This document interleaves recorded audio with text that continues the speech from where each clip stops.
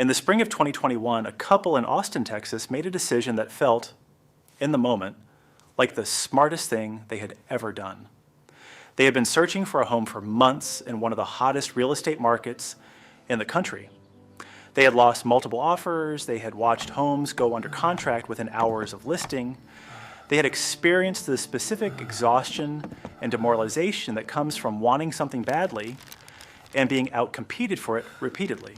And then a house came on the market that felt right. The right neighborhood, the right size, the right school district, the right everything. The list price was $540,000. They offered $680,000. They waived the inspection contingency to make the offer more competitive. They agreed to close on the seller's timeline rather than their own. They got the house. They were thrilled. Their friends congratulated them. Their family told them they had done well. By my calculation, accounting for the purchase price premium they paid above list, the interest rate environment that followed, the inspection they waived and what it would have revealed, and the full 30-year cost of ownership, including taxes, insurance, and maintenance. That house will cost them somewhere in excess of $2 million before they own it free and clear. Not the $540,000 house they thought they were buying. Not even the $680,000 house they actually paid. $2 million. And they think they got a deal. I am not telling you this story to criticize the couple in it. They made the decisions that the market pressure, the emotional intensity of the situation, and the incentive structures of everyone around them were designed to produce. Understanding why those decisions felt right in the moment is the beginning of understanding how to make better ones. Real estate is the largest financial transaction most people will ever make. It's also the one where the gap between how the decision feels emotionally and what the decision actually costs financially is the widest of any purchase category. And it is the one where almost every professional involved in the transaction has a financial incentive that is directly misaligned with the buyer's financial interests.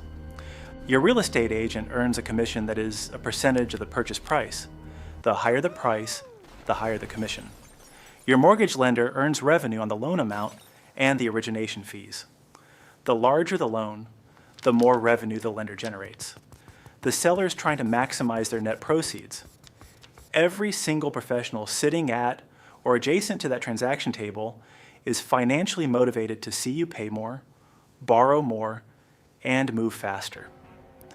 You are the only party whose financial interests run in the opposite direction. You benefit from paying less, borrowing less, and moving slower. This does not mean that real estate agents, lenders, and sellers are acting in bad faith. Most of them are not. It means that the incentive structure of a real estate transaction creates a gravitational pull toward decisions that benefit everyone except the buyer. Understanding that pull is the first line of defense against it.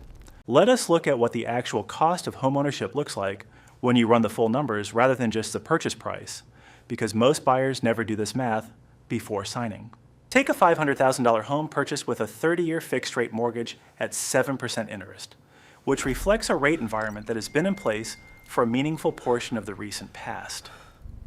A 20% down payment to avoid private mortgage insurance requires $100,000 up front.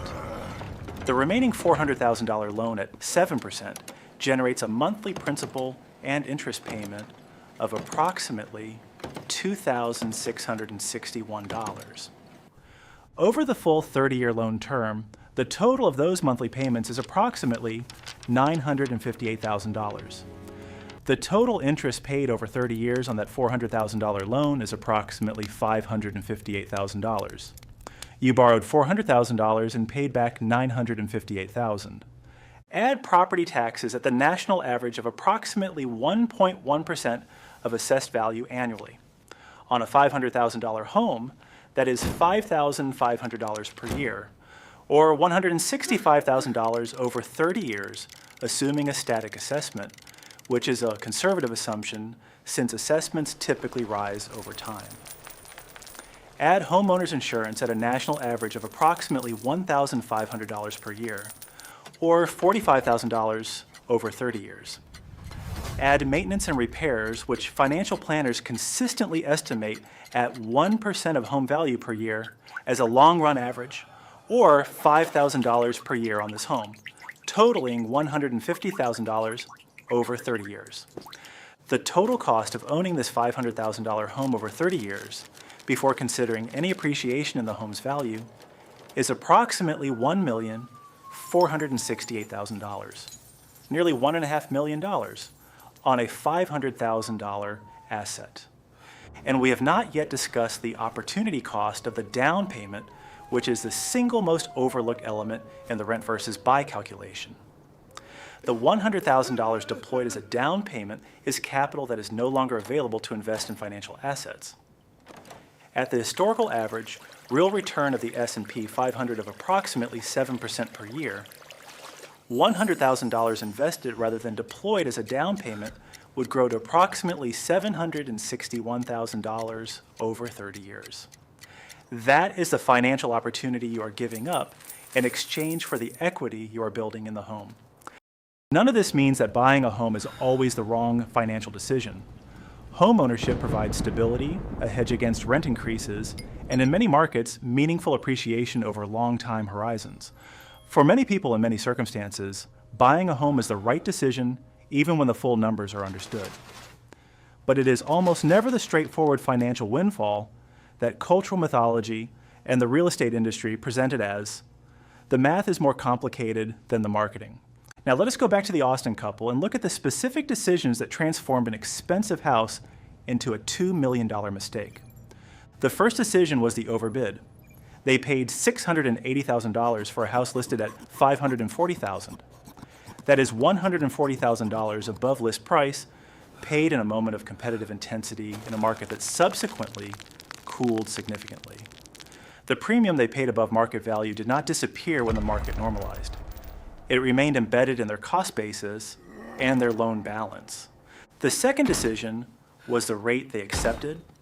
They locked a mortgage rate without shopping lenders. They were in a hurry, and the lender their agent referred them to was convenient and responsive.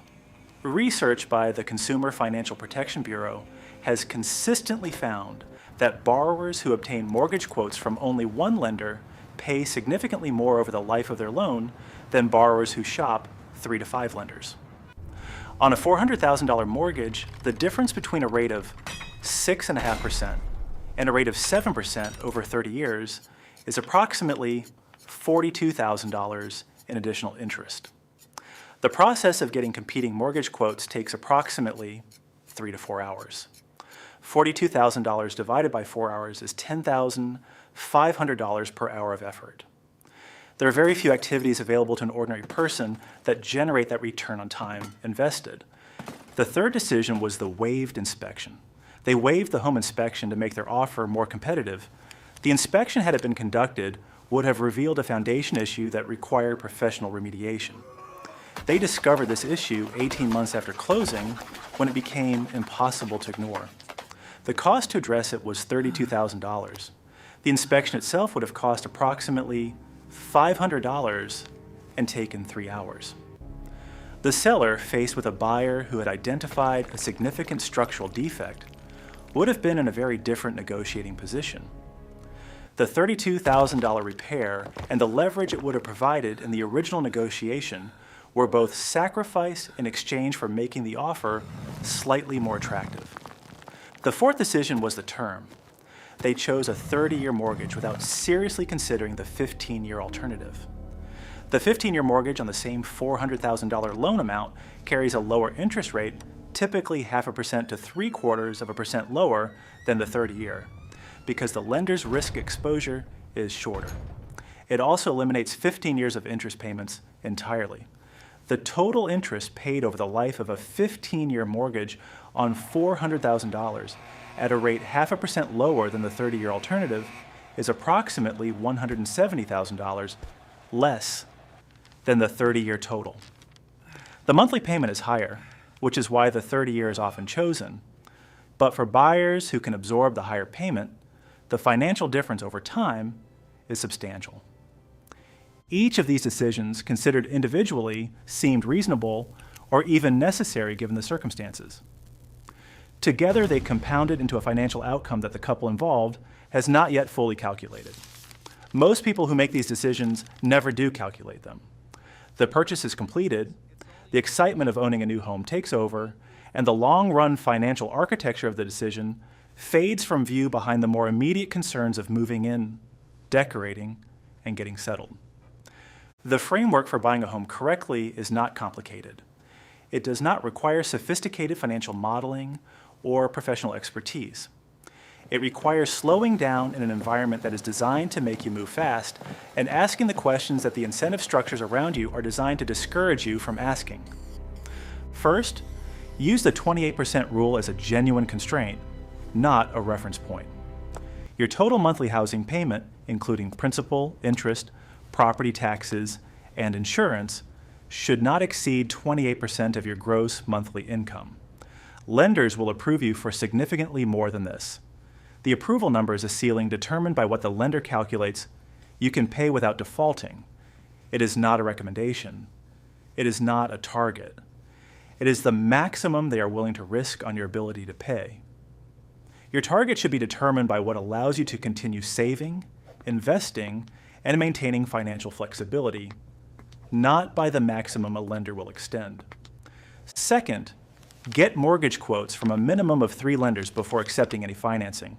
Use the same loan amount, loan term, and down payment with each lender so the quotes are comparable. Evaluate not just the interest rate, but the total closing costs, which vary significantly between lenders and can offset the apparent advantage of a lower rate if not examined carefully. Third, never waive a home inspection unless you are a licensed contractor with the specific expertise to assess every system and structure in the home yourself. The inspection is not a formality. It is the only independent professional assessment of the actual condition of the asset you're about to commit to paying for over 30 years. A seller who will not accept an offer contingent on a satisfactory inspection is a seller who has reason to believe an inspection will reveal something they would prefer you not know before signing.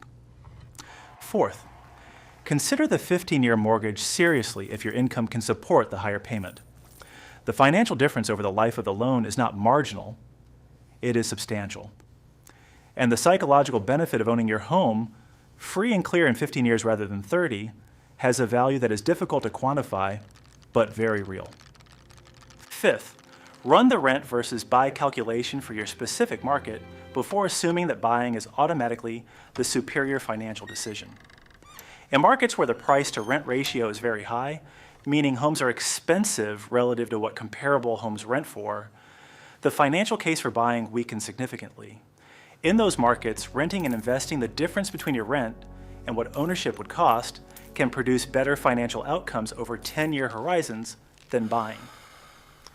The answer depends entirely on the specific numbers in your specific market at the specific moment you are making the decision. The house you buy will likely be the largest financial commitment of your life. It deserves the same level of deliberate, unemotional analysis that you would apply to any other decision of that magnitude. The market will always create urgency. The professionals around you will always create urgency. The emotional experience of finding a home that feels right will always create urgency. The urgency is real in the sense that it is genuinely felt.